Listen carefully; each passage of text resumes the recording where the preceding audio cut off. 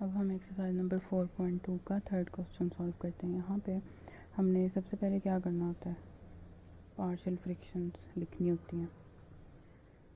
तो उसको लिखने का क्या तरीका है, क्योंकि ये लीनियर फैक्टर्स हैं हमारे पास, ठीक है। डिवाइड से नीचे जो हैं वो लीनियर फैक्टर्स हैं, तो हमने उनको किस तरह लिखना होता है। सबसे पहले फैक्टर को हम लिखेंगे ए के साथ लिख लेते हैं।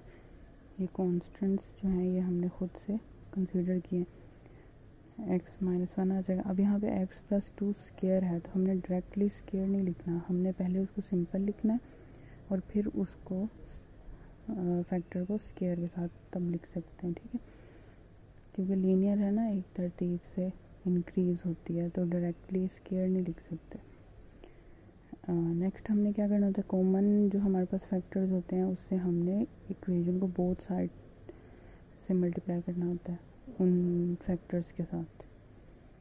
कॉमन क्या है, x-1 है और x+2 का होल स्क्वायर है, ठीक है। तो अब क्योंकि हम पहला और दूसरा सवाल कर चुके हैं ना, तो हमें अब ये पूरी लाइन मल्टीप्लिकेशन की लिखने की ज़रूरत नहीं है, हम डायरेक्टली इसको सॉल्व करते हैं। अब ये 9 के साथ जो दोनों फैक्टर्स हैं वो इसके साथ मल्टीप्लाई होंगे, इन दोनों के साथ तो सिंपल 9 रह जाएगा। और ए के साथ क्या है, कौन सा फैक्टर है, x-1 है ना, तो इन दोनों में x-1 तो क्रॉस हो जाएगा आपस में, तो ए को किससे मल्टीप्लाई करेंगे, x+2 का होल स्क्वायर, ठीक हो गया। इसी तरह बी के साथ फैक्टर कौन सा है, ये आपस में क्रॉस हो गया ना, x+2 स्क्वायर। अच्छा, बी के साथ क्या है, x+2 है, एक तो कट जाएगा, लेकिन यहाँ पे x+2 स्क्वायर है, तो एक को तो लिखना है बी के साथ और बाकी x-1। इसी तरह सी का सॉल्व करते हैं हम, x+2 का होल स्क्वायर तो आपस में क्रॉस हो जाएंगे, सिंपल x-1 रह जाएगा, ठीक है। ये फैक्टर्स है, सॉरी, इक्वेशन नंबर सेकंड और ये इक्वेशन नंबर फर्स्ट आ गई। अब हमने क्या करना है, वैल्यूज़ पुट करनी है x की। तो हमारे पास गिवन फैक्टर्स कौन से हैं, क्वेश्चन में x-1 है और x+2 है, तो उनको बारी बारी हम लिखते हैं।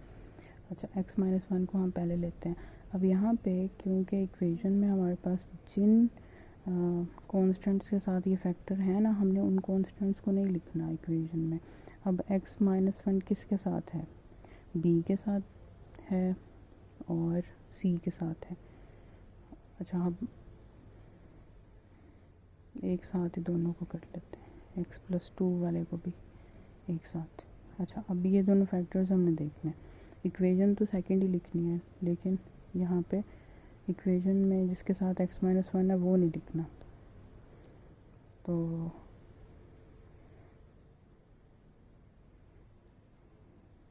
हमने ए को लिखना है, ए को, बी को नहीं लिखना।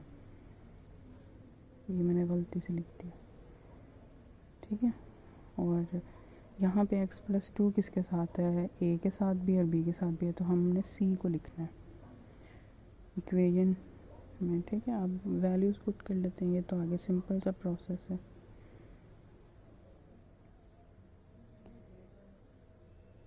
वैल्यू पुट करेंगे और फिर हम, ये 4 आ जाएगा, प्लस होगा तो, सॉरी 3 आएगा, और स्क्वायर ख़त्म करेंगे 9, और 9 डिवाइड हो जाएगा लेफ़्ट साइड पे, ये आपस में क्रॉस होगा 1, एक की वैल्यू 1 आ गई, और सी की वैल्यू क्या आएगी, -2 -1, माइनस माइनस क्या होगा, प्लस हो जाएगा, -3 आ जाएगा। अब -3 डिवाइड हो जाएगा 9 से, और ये 3 आएगा, ठीक है, 3 माइनस का। अब हमारे पास सी की वैल्यू भी आ गई और ए की वैल्यू भी आ गई।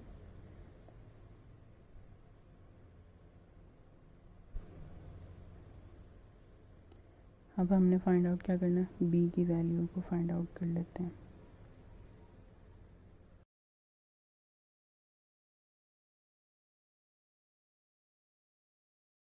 अब हमने क्या करना था, एक्स स्क्वायर के जो कोएफिशिएंट्स हैं उनके साथ जो कोएफिशिएंट्स को लिखना है, ठीक है। तो equating the coefficients of x square. Equation number second को ही देखना है, उसमें जो एक्स स्क्वायर जिन जिन के साथ है वो लिखना है हमने। अब x प्लस 2 है ना, ऊपर स्क्वायर है तो ये एक्स स्क्वायर होगा जब ओपन होगा, यानी ए एक्स स्क्वायर के साथ ए है और ये एक्स एक्स से मल्टीप्लाई होगा तो एक्स स्क्वायर, यानी कि बी कॉन्स्टेंट है एक्स स्क्वायर का।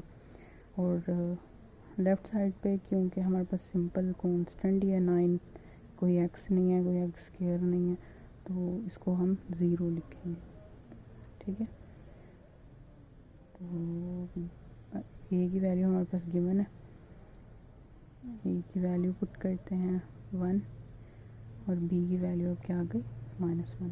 ठीक है, ए जो है वो प्लस का था ना, राइट साइड पे लिखेंगे तो माइनस में कन्वर्ट हो गया। अब हम आंसर लिख देते हैं। तो रिक्वायर्ड पार्शियल फ्रिक्शंस हमारे पास आ जाएंगे। अब गिवन क्वेश्चन लिखना होता है, उसके अकॉर्डिंग जो हमने फ्रिक्शंस बनाई थी उनमें ए बी सी की जगह पे उनकी वैल्यूज़ आ जाएंगी। ए की वैल्यू क्या है 1, इसी तरह बी की वैल्यू क्या थी -1, बी की जगह बी की वैल्यू लिखेंगे। ठीक है, -1। और इसी तरह सी, थर्ड जो था कांस्टेंट सी था ना हमारे पास, सी एक्स प्लस 2, तो सी की जगह पे अब क्या आ जाएगा, सी की वैल्यू क्या -3, तो माइनस यहाँ पे लिखेंगे। ये हमारे पास आंसर आ गया।